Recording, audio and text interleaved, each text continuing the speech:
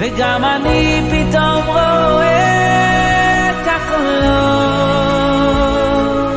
And welcome back to another episode of Kolot. This is your host, Rabbi Hillel Kappenstein, director of the Columbus Community Kolot. And it's a great honor and privilege to welcome all of you back to another episode featuring Harav Aaron Lopiansky, the Silver Spring Rosh Hashiva. A few months ago, I had the unique privilege to travel to Silver Spring to interview the Rosh Hashiva. And, you know, typically when you interview someone 1 year, you don't necessarily interview them again. You always want new faces and new names, etc. But when it comes to the Silver Spring Rosh Hashiva, yes, we did an interview last year, but there's so much to talk about. We felt like it would be such a benefit to do it again this year as well. We discuss many topics, some of which are the advantages of growing up and providing a happy home, change in dealing with sensitive matters of Kedusha, sports, politics, and also how to respond when tragedy occurs. So a lot of fascinating different topics we discuss. I think you'll enjoy it very much. We'd like to dedicate this episode in memory of Adina Malka Bas Rafal Avermeyer. Again, we'd like to dedicate this L'Ilui Nishmas Adina Malka Bas Rafal Avermeyer. And to sponsor a Kolot episode, please email me, sponsorkolot@gmail.com. Again, sponsorkolot@gmail.com. This episode's sponsor is Restart. Restart is a career development platform which offers complimentary access to log in and work with live career advisors who will help find meaningful employment opportunities that match what you are looking for. To learn more, visit www.joinrestart.com. Once again, www.joinrestart.com, and learn about your employment opportunities today. And without any further ado, allow me to tell you about our guest.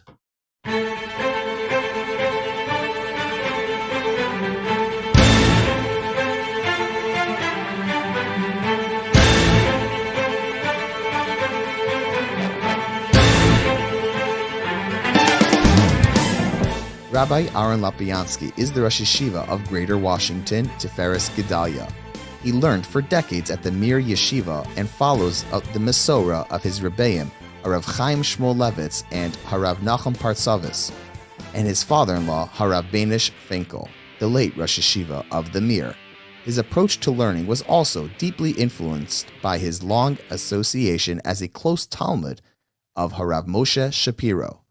Rabbi Lopiansky is a renowned speaker and the author of several Hebrew Sfarim, as well as a few English language books: Timepieces, Golden Apples, Seed of Redemption, and the widely acclaimed Orchos Chaim Ben Torah for Life, published by Eshel Publications.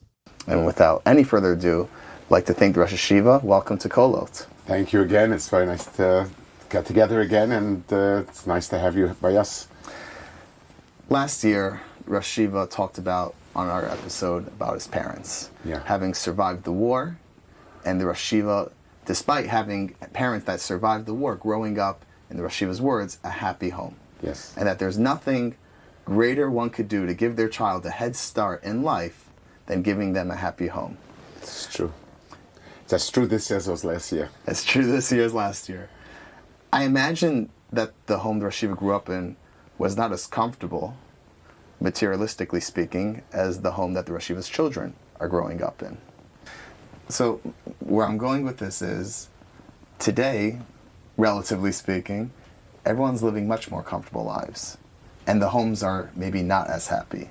The rise in marital conflict, the divorce rates, even within the Orthodox community, is going up. What happened? So, I do think having Baruch Hashem a lot begins to become a problem of what to do with it. It begins to become a bit of a race in terms of, I have to keep up. It's something that we struggle, how do we live with it? If people, if Hashem blesses a person with a fine parnasa, he doesn't have to take vows of poverty. But the question is, does the child grow up in a lifestyle feeling anything can be had. The idea that there's no restraint, there is no sense of modesty, meaning this is appropriate, this is not. And even if you have the money for it, it's hard to say the definitive boundaries. But a child needs to grow up that getting and buying anything that you can afford is not Torahic. Torah has boundaries. And having that type of thing, one. Two, how much do we discuss it? In other words, if we're talking about did you see the new house that's also bought, then we're making a statement that that's important and that's the measure of a man, and then we create a problem. I also believe the substitution of things for interactions. I probably mentioned it last time. One of our favorite activities is my father would take us after supper, we'd hold our hands and we'd go for a walk and he would schmooze. That interaction can't be bought for $1 million. And even if you take the child to the wildest vacation in who knows where, but the sense of presence, of attention, is really much more important than anything else. And we've lost that. And we think we can substitute. If I don't have much time for my kid, but I explained to him that on Pesach we go to a place, we do the Seder on top of a volcano. That doesn't replace it. And interaction, personal connection is really, really the source of happiness. Technology probably didn't help with all of that. It's true. It's true. It's the same way that, I notice something disturbing. I mean, people talk about the evils and bad of the technology. Well, I remember as a bacha, it wasn't that we were masmidim 24/7 and we never did anything other than learn, but we'd sometimes sit around and schmooze, one-on-one with a friend, a group of 4 or 5. There was real human connection. I mean, today, if you have 3 or 4 people sitting around the table, each one is texting. And that's missing something. I can't imagine having gone through yeshiva and not made those personal connections. Rav Wolbe writes that the connections you make in yeshiva, the personal connections, should last a lifetime.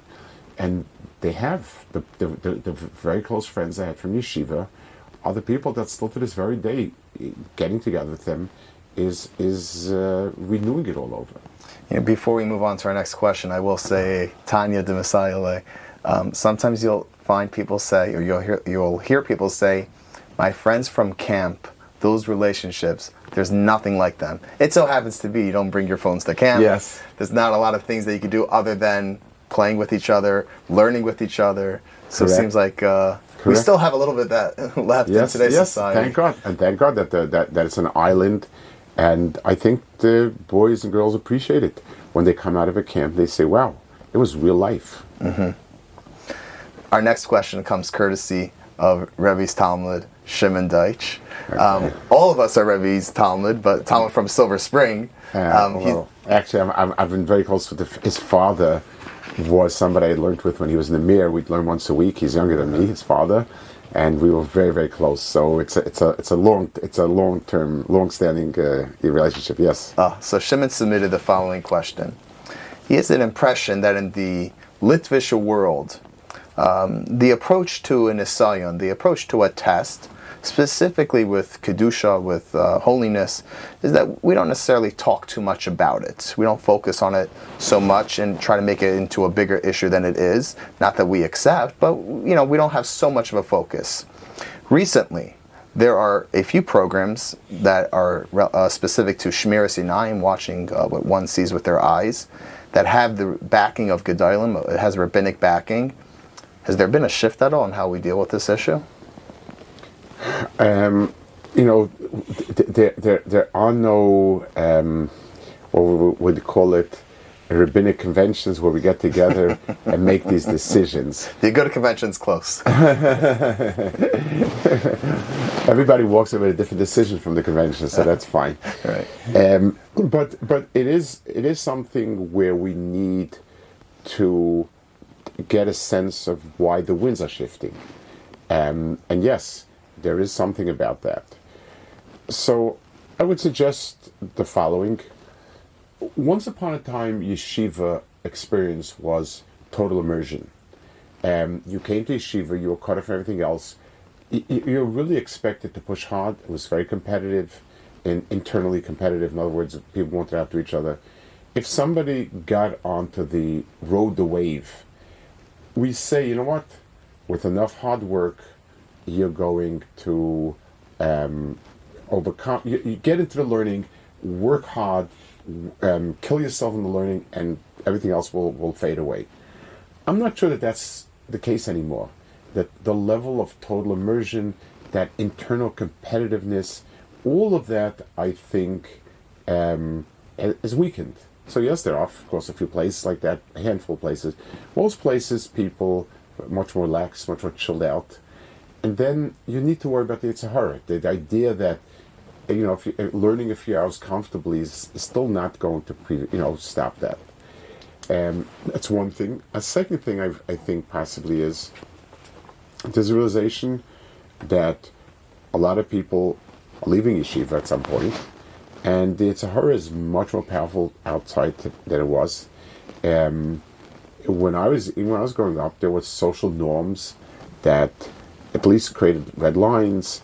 It wasn't so blatant. Today, it doesn't exist. And I guess there's a feeling that we have to start reinforcing at a younger age. That might be another reason why.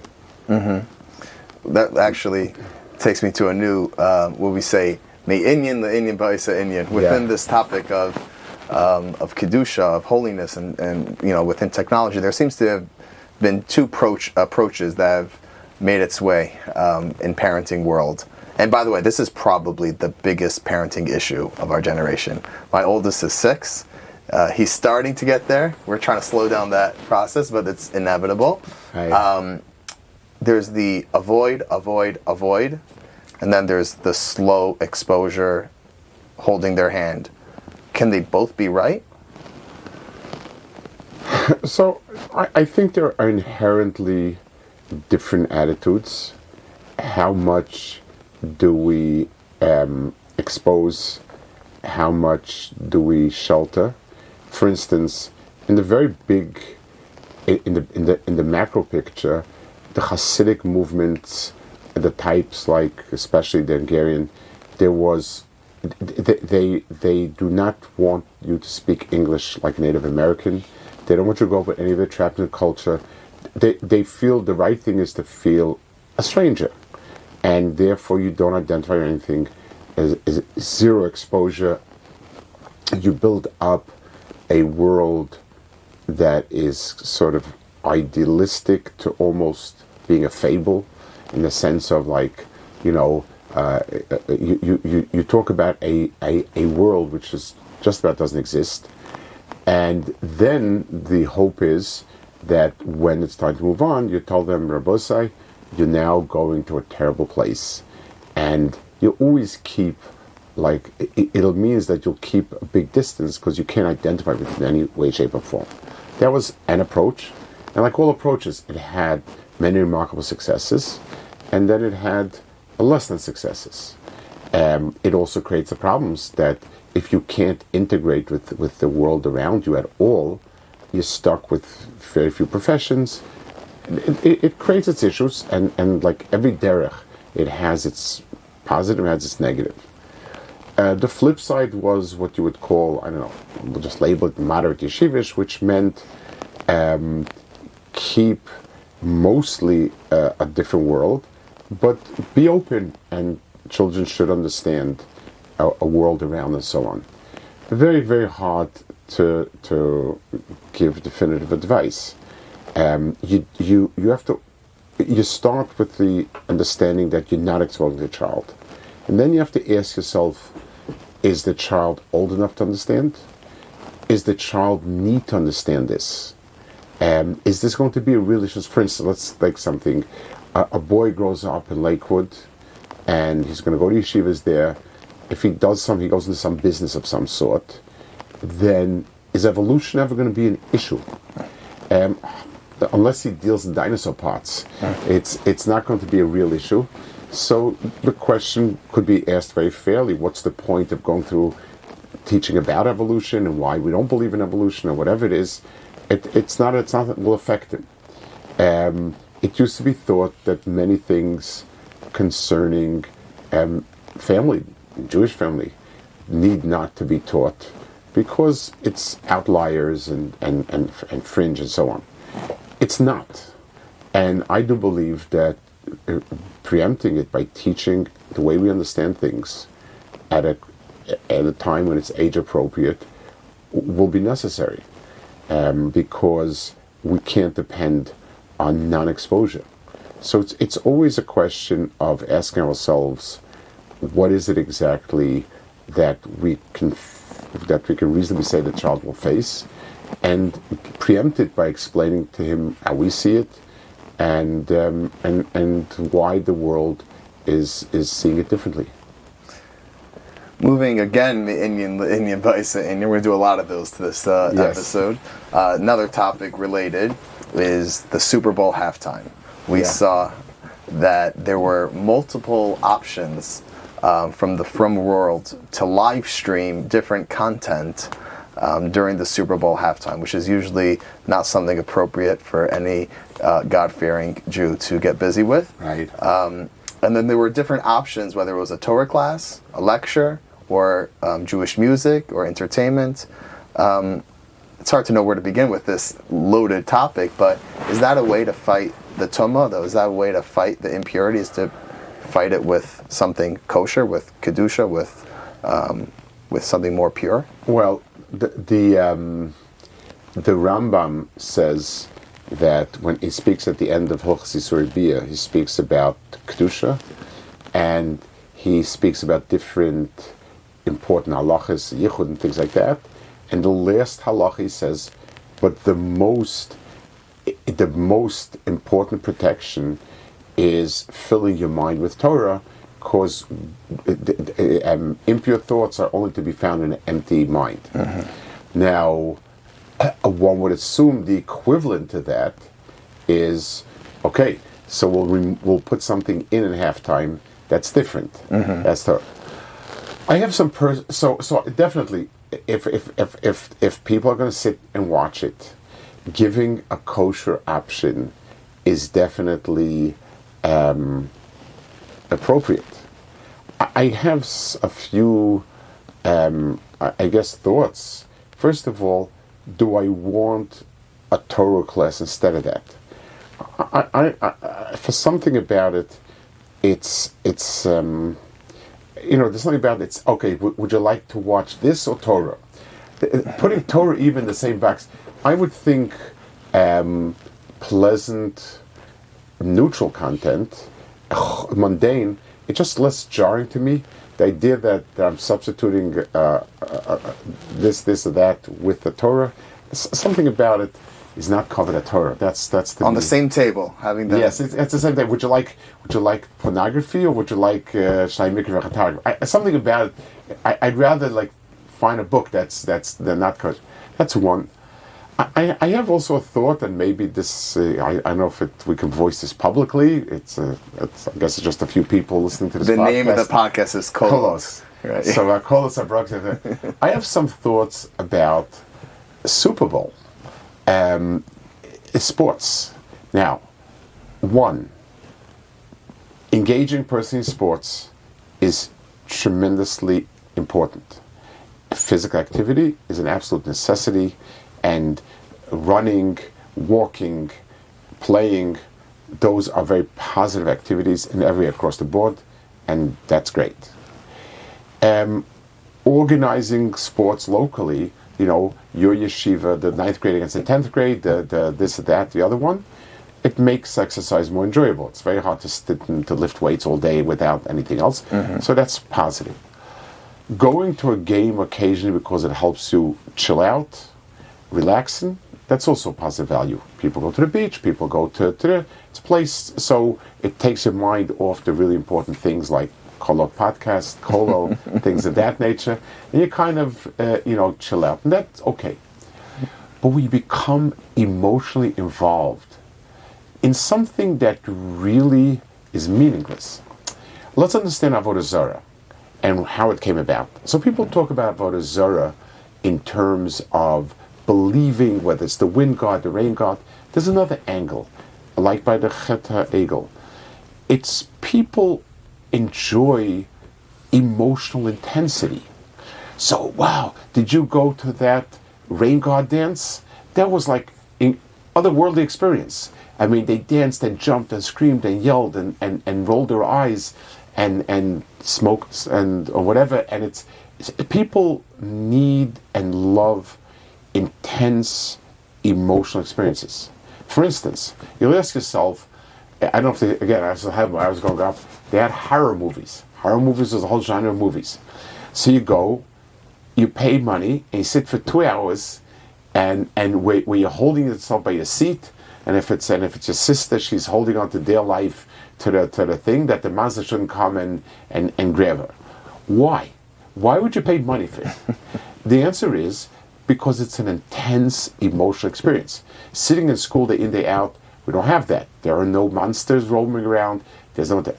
So sports has created a way to drum up intense emotional feelings. The team is going to make it. They've struggled so hard. We invest so much in it. The good side is, somebody once said, why are there no pogroms in America?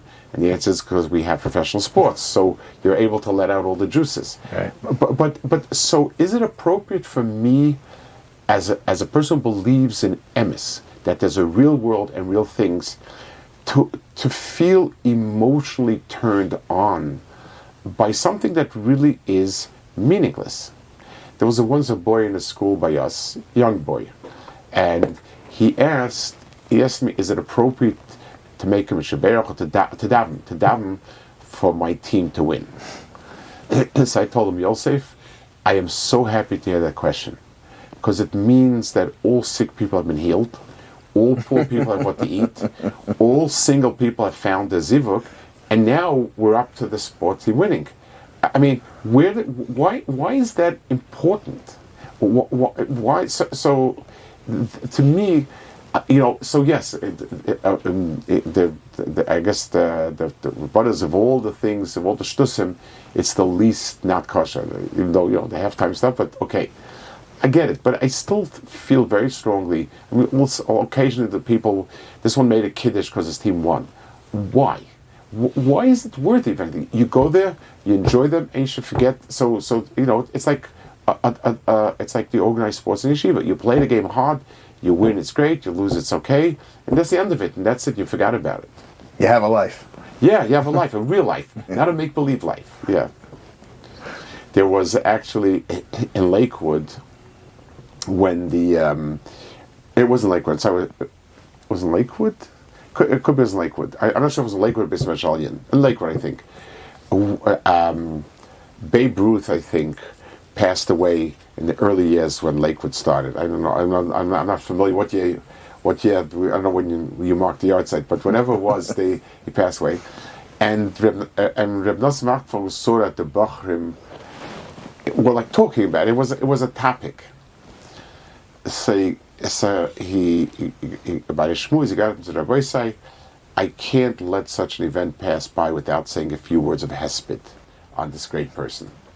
Some eulogy. He said, Rabbi say, do you know what we lost? Somebody who could take a big wooden stick and bang a ball further than anyone else can. How is the world going to go on without a person that can take a big stick and bang a ball for anyone else can? And that was the tone of it. Mm-hmm. He was trying to impress them. At the end of the day, what is it? And so that's my personal feelings about it.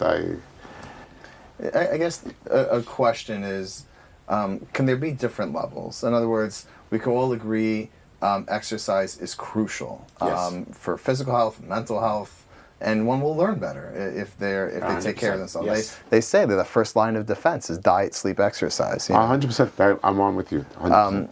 Playing sports, you don't have to play football or baseball or basketball. You could just go on a run. But sometimes this helps make it more enjoyable. Yes. And then there's the next level about following teams and having players and, following them in a more intense way and maybe even betting on them and things like that. have we already crossed the line once you even entertain the idea of following, or could there be? Yeah, it's a little thing that I enjoy.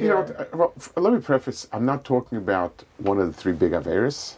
I'm not talking about avera per se. But if we ask ourselves to examine it, so if it's a pleasant, like I said before, chilling out is also something people are tense. So if it's the level of where, from time to time, it's a relaxation for you, but when it becomes an involvement, and you have to see what team is winning, and you're upset that the guy lost. If there's an emotion, if there are emotions involved, that's where it's beginning to cross over. Where it's sabotaging. It's what's the right word for it? It sort of is creeping up in a place it shouldn't be. Another thing that's related to sports is politics. Yeah. Don't worry, this won't go too bad. It won't go too far. But I like sports, like politics. what else is there, right? Right.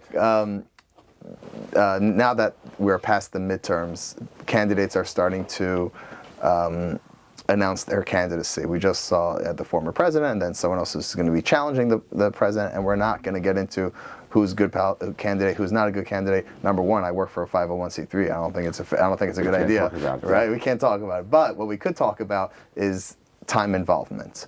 How much time should we be focusing on people in politics? Obviously there's current events, but then also the individuals who are not yet in making the decision of world events, but could be. What's the relationship that we should have with politics and news in general? You're talking about communal leaders or people? Individuals. People, not people that work for an advocacy group. Right. So, again, there are many different approaches to this, but part of understanding the world you live in, which is sort of the way I was brought up, that having an understanding of what makes the world happening is an important piece of functioning in society. Understanding the parties, but the problem is that if you ask people about candidates' policy platform, you get a soundbite. I would challenge people to read something a little longer and ask themselves, what are this person's policies? How would they approach not a slogan, but understanding, and this is what we're supposed to be teaching our kids in school, understand different approaches. Do we focus on spending and say, well, let the economy catch up, but there are things to be done now? Do we focus on, carefully husbanding our resources and not spending? Understanding the approaches of different people, having some sense, but instead of just being caught up with people and names, and this guy is great and this guy is terrible. I would think that somebody who learns and has learned to look at things logically and calmly should be able to think differently about these things. It's someone before the lesson called me and I said I didn't want to talk about it, and he said, well, this person's policies. I said, so explain to me the policies, just the policies. Don't say it's good for Israel or bad for Israel.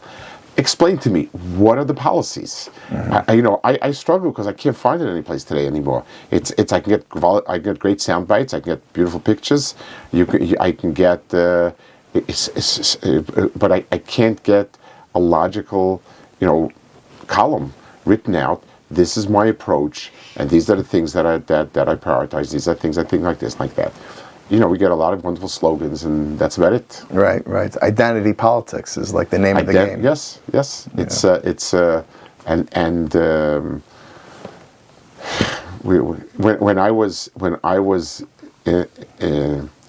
When I came to this from the beginning, it was marketing. Everything was still kind of crude, and this was already past it, I think. But before that, there would be an advertisement in the newspaper for a certain brand of cooking oil, and the advertisement went, so and so is the best soccer player in the country.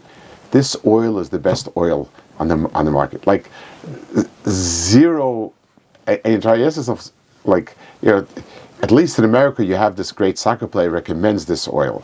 So we're somehow drawing a sort of an inference that we want to be. But over there it was like, so-and-so is this, therefore this. It was kind of crude. I don't know what it was. But we get a lot of that type of, slogans, and he's a great person, he's a terrible person.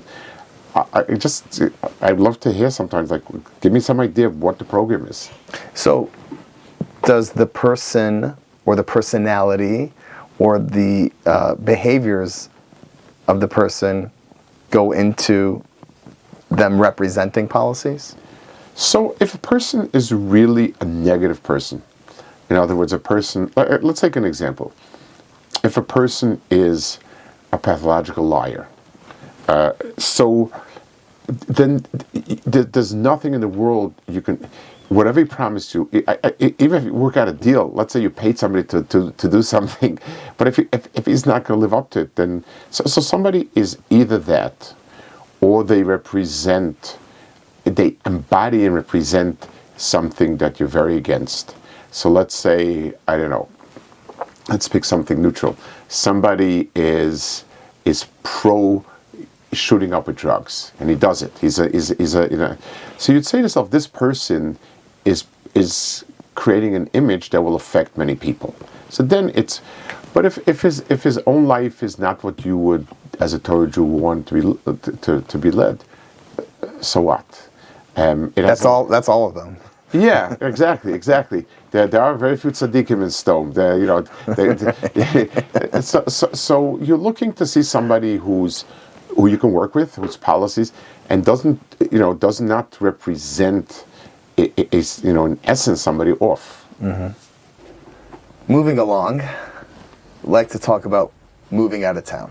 But it's becoming harder and harder to get people to move out of town. Not just in Columbus, Ohio, but I'm sure all the out-of-town communities would wish that more people would be able to join their community and help them build a Makom Torah in their place as well.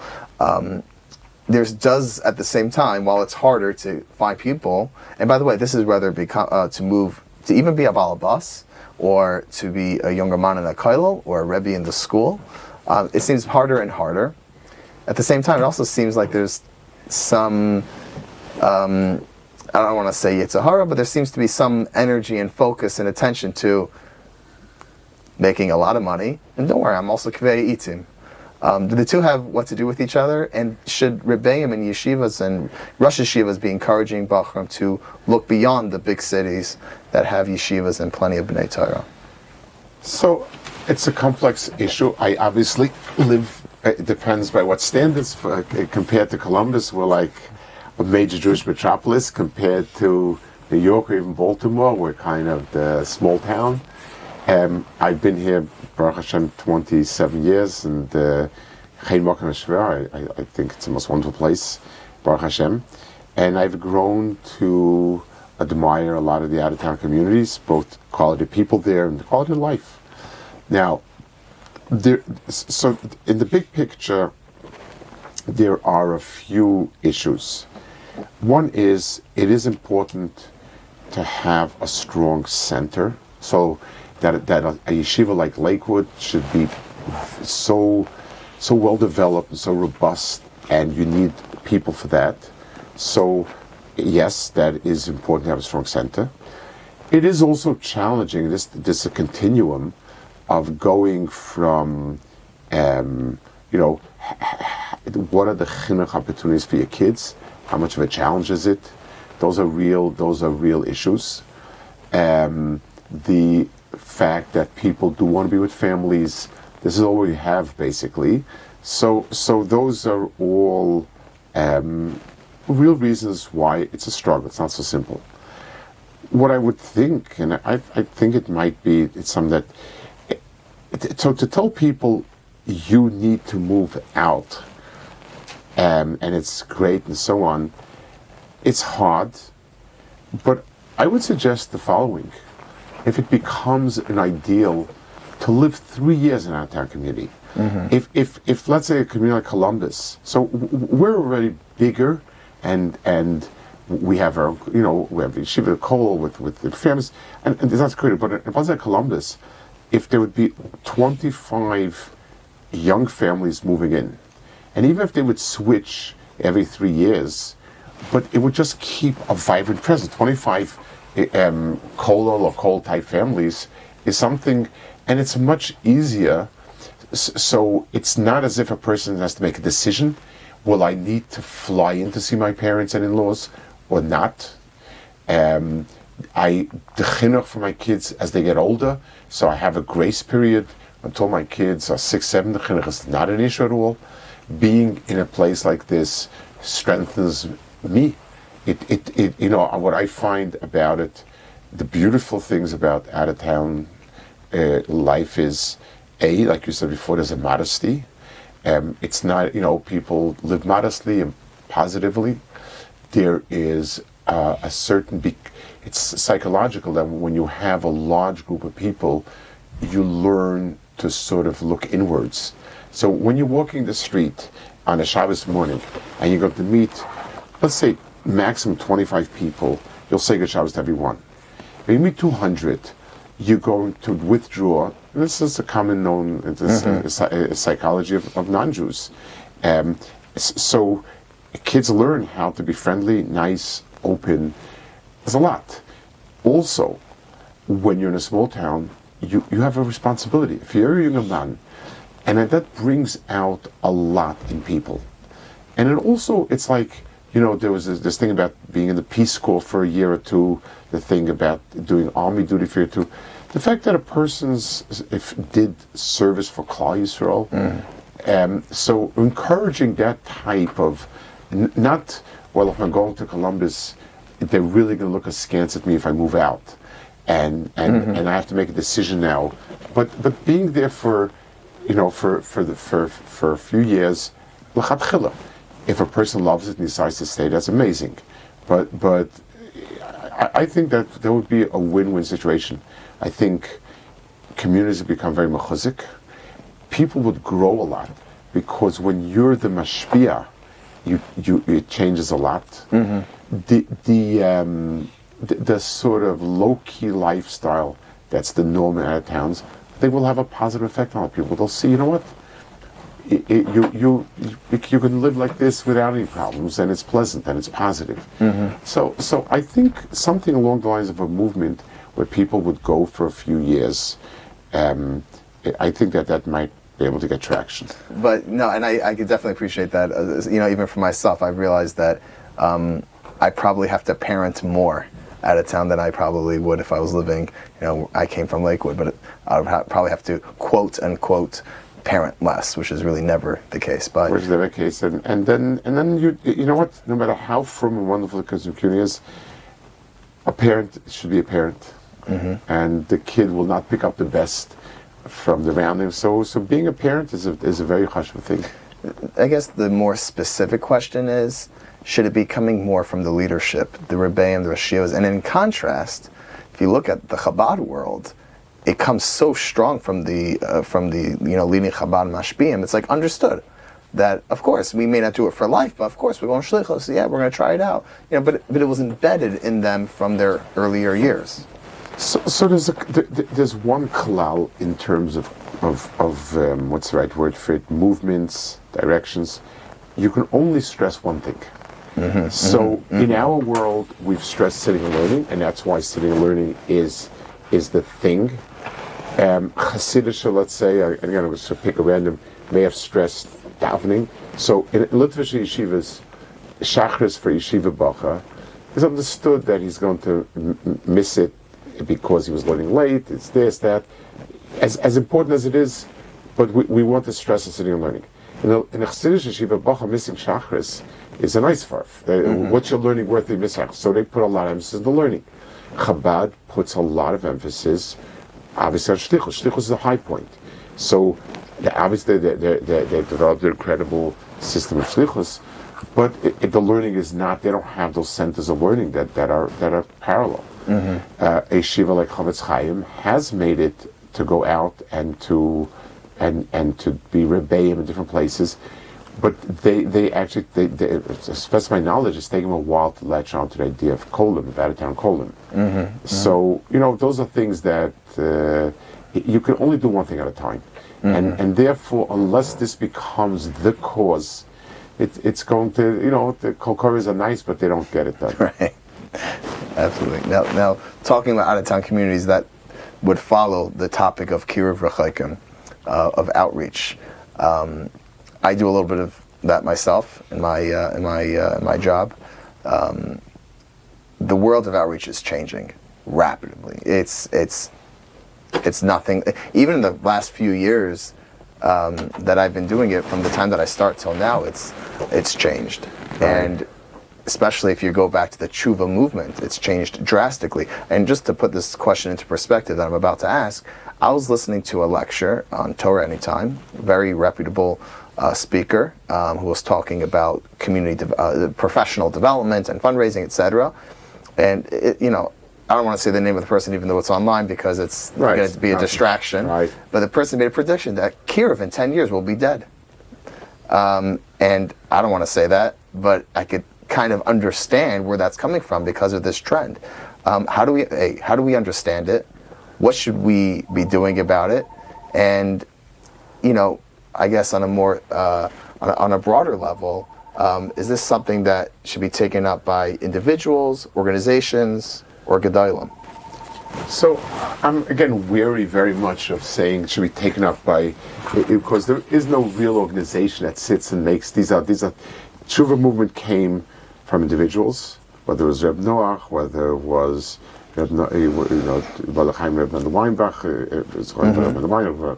so it came from great individuals, Rosenberg, and I think it'll always be that way. So that Chabad has a movement, but in our world, it's come from Yechidim. The fact that it's changed. I was involved in a publication called Kolot Perspectives, and we used to. It was like a journal that came out every 3 months, and it used to have a topic each time, and we solicited articles that we felt, to address the topic. And one was about the Kiruv movement. We had probably 14, 15 articles, ranging from this is absolutely the best and necessary, to it's a waste of money and we should investigate in-house for kids struggling, to we need different approaches and so on. I do believe, it says Yitzhar Shel Adam is mischadesh, miskabe, mischadesh kol yom. The Yitzhar changes. The Yitzhar of the 60s is not the 70s, the 70s is not the 80s, the 80s is not the 100s, and it's every is different. We do need to keep asking ourselves what is effective now and what's going to be effective and what's going to be newly effective. I do believe the old-time model of drawing people from the surroundings in is back in. I don't think personally it used in the heydays of the 70s. People were leaving college in the middle to backpack around the world to find themselves. They were mentally, economically, emotionally ready for it. To be picked up at the wall and be told, if you want to see something really exotic, come here, Reb Noach. Things changed. And we have to ask ourselves, where are people drawn in? I believe, again, what I see around, that's not a scientific study, that the type of kiruv of people who are post-college, pre-marriage, which is a long time these days, and they're living in the city, and they're already settled, they're working, they're beginning to think about life, they're more serious, and that's there is somebody here, Rabbi Teitelbaum has an amazing organization, Sure. Masor DC, we're incredible, and that's the age group that works the best. They're now alone, they're working, they're asking themselves, what's the point of it? Where do I belong? Will I find a community? And our community has absorbed quite a few of his Talmidim, and amazing. So yes, we need to keep asking ourselves what works, and not get stuck on what worked, but ask ourselves, reevaluate. There'll always be something that'll work. The Hatred is something Hakadosh Baruch Hu is always busy doing. We just have to find what's the right avenue for it. Right. What made me think of this question is that I have these lunch and learns with public school students, and there was one group that I just gave up because I learned each one of the students only had a Jewish father, and I'm like, I have to prioritize my time. Yes. So that made me wonder, should we be focusing just as much on kiruv, just maybe in the young professional arena? How do we adapt to these? So we have to sit down. So you have an organization.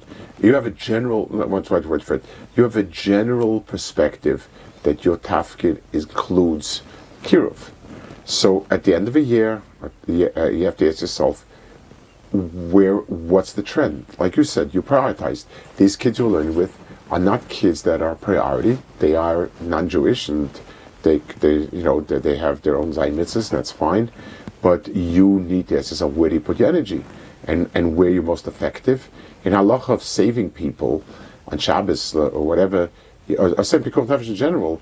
There's the halachas about people who are in greater danger, and then there's also halacha of people that are easier to save. Somebody that you have a much better chance of saving. So when you're triaging, and it's wartime, and you have to make quick decisions, one of them is, this person has a 90% chance of recovery if you intervene now. This person has a 40% chance of recovery, so you do it with 90. We have to look at those places where we seem to feel to be effective. Mm-hmm, mm-hmm. A different topic that gets a lot of attention, and I remember this being brought up at the Aguda convention, and the topic of anti-Semitism. Yes. It's a very hot topic. I was just listening to a very interesting roundtable discussion on anti-Semitism by Rabbi Ephraim Goldberg, and he brought in someone more on the right and someone more on the left, and they had this interesting conversation, and they all made this point, and something that I appreciated very much is that, how long have the Jewish people been around for, right? So that amount of time, there's always, right, halacha biyadua, Esav Sani Yaakov, right? If you were to take a step back, when have the Jews had it the best? It's today. Yes. But anti-Semitism somehow is still a very hot topic. Is there truth to that? What should be the relationship between us and anti-Semitism? I would say it's more painful. Let me give a mashal. When you're walking into a pool that you expect it to be cold, it's not been heated and it's cold, so you stiffen up, you put in a little finger a little bit, and you sort of slowly you brace yourself and walk in, or a pool that's too hot, either one. But if you think that you're walking into this perfect temperature and it's cold, the shock really makes you real. Because we didn't expect, we thought, no, it can't be anti-Semitism. America is so politically correct, and everything is wonderful and great. When it hits that it's still alive, we're shocked. In Poland, where my mother grew up, or in Lithuania, my father grew up, anti-Semitism was normal. So we might have suffered more in an absolute way, but on a personal level, that's what do you expect, kind of. So that's why it's hitting us a lot more. It's hard to come to grips with the fact that it's not. You can make laws, but you can't eradicate feelings of people.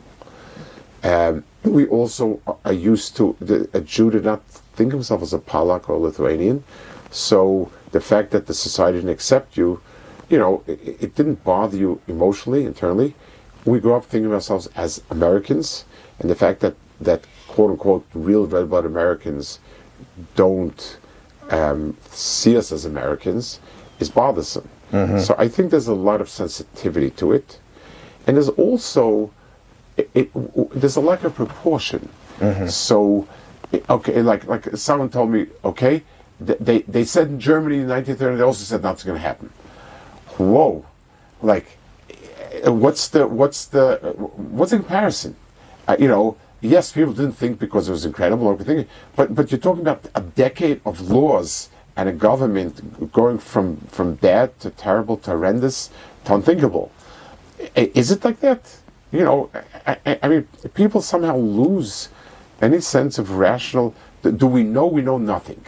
We're not Nevi'im and we're not Nevi'im. But using a seichel, you need to make some logical evaluation, and also you always have to know I believe also being judicious about when you're protesting and when you're not. At the end of the day, muscling your way into things is what creates resentment. You have to pick and choose which battles you're going to fight and which not. Which one you're going to make a tumult and which one not. It takes seichel for that. And people tend to become hot-headed. Needs a lot of guidance. Yes, a lot of political astuteness and guidance and a feeling for what's... something that shook the Cleveland community a couple weeks ago, and in Columbus, we felt that just a couple hundred miles, 200 less than 200 miles away, was the very tragic patir of Ben Chayfetz and Baruch Taub, who Rachmana litzlan. I'm pausing a little bit because I actually got a copy of the text messages that they sent their wife as they knew. And it was just gut-wrenching. Like after I read the text, I couldn't talk to anyone. I had to really compose myself. It was just so hard. The idea, the concept of tzaddik v'raloi, rasha v'tovloi, why bad things happen to good people has been a conversation for a very long time. Today we live in a world of tremendous hester panim. Strengthening our emunah is very, very important and very, very difficult.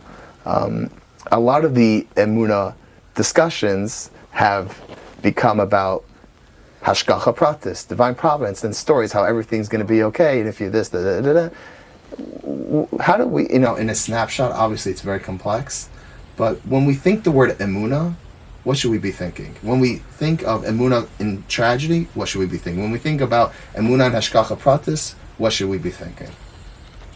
So, I think, and the understanding that the world is divided into the areas that we're partners, which means we have to think about it, we have to try to understand it.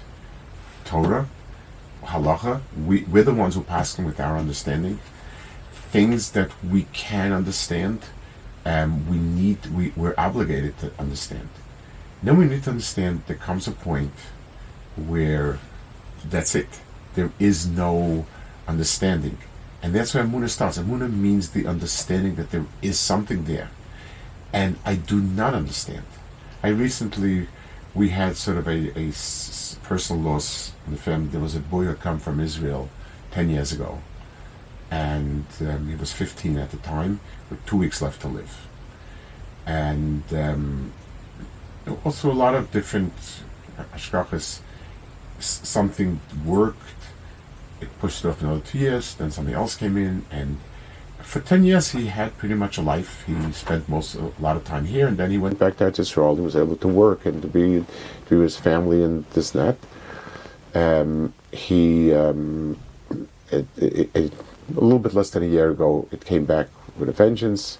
He very much pushed to get everything possible, every treatment, and he was nifted about a month and a half ago, and he was 25. And it's something he'd been part of our lives for 10 years.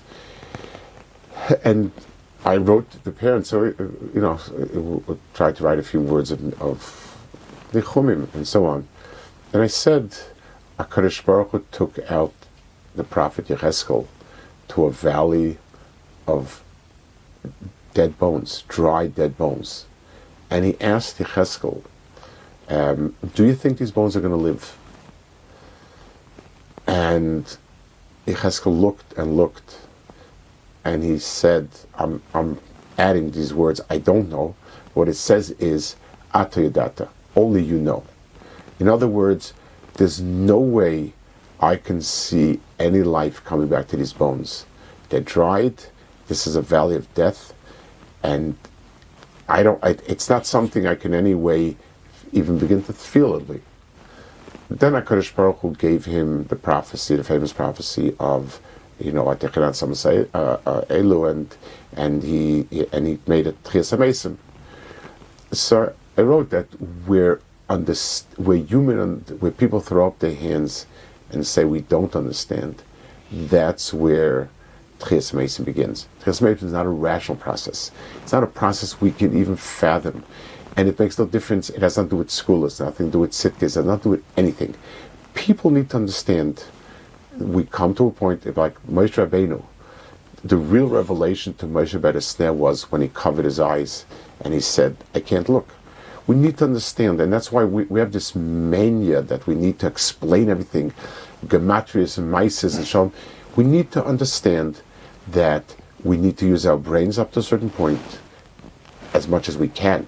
That's our obligation. And then we come to a point and we say, Ad kan, I don't understand. And that's where you are. And the emunah is, Hashem is there.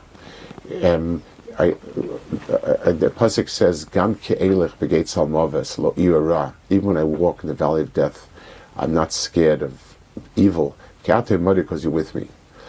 So, an image that comes to me is when an adult when an adult enters a hospital for treatment, and they're difficult treatments. He's afraid. He's not terrified because he knows what's happening. When a child, lo aleinu, has to be taken to the hospital, he's terrified that the words don't mean anything to him, and everything. There's nothing. It doesn't make any sense to him. It just hurt, pain. When he's holding on to his father's hand, he still doesn't understand, but he knows that someone does understand, and he's holding on a hand. Mm-hmm. That's the way our life is. A big circle with some understood and a lot not understood, and then we go weiter, and having that balance, that's where Emunah comes in.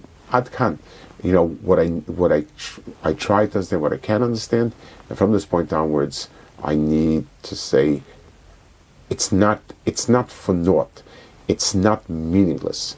Atei Modi means someone's walking me through this valley of death. Mm-hmm. It has rhyme, it has reason. I don't need to understand. That's emunah.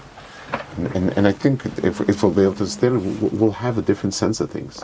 Someone's holding our hand. Yes, someone's holding, and someone knows. Someone is taking us through this. It's not an accident. Someone is taking us through this. Why? There's no way I can know. It doesn't fit into any of my brains.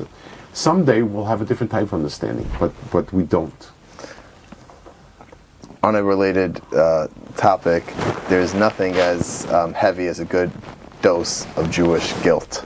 And sometimes when we're in a situation that could be a tremendous nisayon, anytime there's tremendous hardship, one could look at it as a nisayon, or maybe it's an einish, maybe it's a punishment, maybe it's because of their own actions. Is there a way for one to know?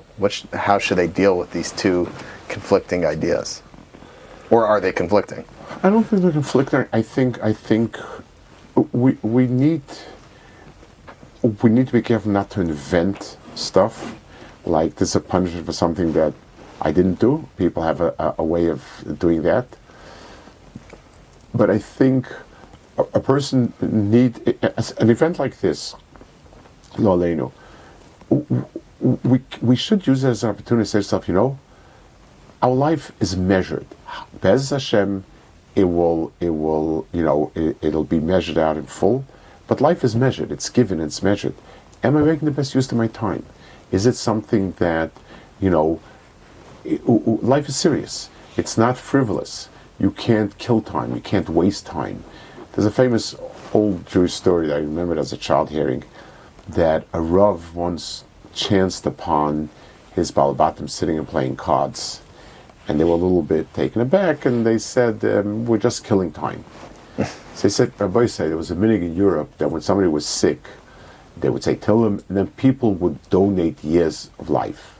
Like, I'm donating him 3 months of my life. It was a minhag like that, like saying Tillim. So Rabbi said, when somebody's sick and dying, everybody is standing up and donating life to the person, and you're sitting and killing time? Like how you talking? I think it's something that should sober us up and say, we're here in this world for a purpose. I need to keep asking myself, am I fulfilling it? Mm-hmm. My final question. Yes. And then I'll preface the question. A couple episodes ago, we had the unique opportunity to fulfill the statement of Chazal, Chachma B'Gayim Tamin. We were very fortunate to interview Dr. Luen Fan, who's the chair of the Department of Behavioral Health and Psychiatry at the Ohio State University, and a very, very wise gentleman who was born to parents and grandparents who were war veterans, and he was exposed to PTSD. And he talks a lot about resiliency, right, how to build resiliency, right, and life's trials and tribulations are escapable, but how we could mentally strengthen ourselves to bounce back, not survive, but to thrive in the right, face of adversity. And it was we had a very interesting conversation about that. Nice. One of the things that he mentioned was the power of hope. The clinical trials about people that were suffering from whatever it was, let's say anxiety or depression, and they randomized the entire group, and some got the drug that they were testing, and some got placebo, a sugar pill. And it turns out the drug was effective, but somewhere between 20, 30, and even as much as 40% of the people that took the sugar pill felt better. And his point was, don't think that those people weren't suffering. His point was, no, there's actually something real to the power of hope. Yes. There's something there's something there. As a concluding message, Gullus is tough. Yeah. Can the Rosh Yeshiva give us a message of hope? So, I think we are fortunate that our hope is in someone that is true. In other words, it's not a placebo. It's Lishuascha Kivisi Hashem de Chazal. There's a beautiful, a tremendous Chazal that says, Ein lonu ela kivui bilvad. All we have left is hope. It says when Yaakov Avinu, he thought Shimshon would be Mashiach, and when Shimshon was being killed, he said, "This one also, I have nothing left but kivui," means hope. I think what we need to bear in mind, and I guess this would be a continuation of what we said before, HaKadosh Baruch Hu has taken us through Golus. He did not abandon us to Golus. Whatever it is, the process of clearing Klal Yisrael, cleaning Klal Yisrael, and bringing out the best in Klal Yisrael by challenging them, whatever is happening, we're on a conveyor belt, and he's running the belt. So the hope that we're talking about is, it's not that HaKadosh Baruch Hu might save us.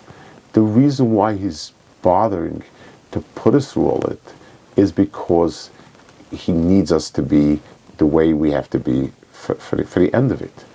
In the Golus itself is where you have the understanding the Gula.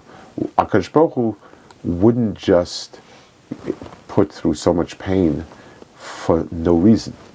The reason is it has a tachlis, and I guess that's where our tikv is. It's not just a mindless hope. It's a hope built on our very understanding of what HaKadosh Baruch Hu is and what Hashgacha is.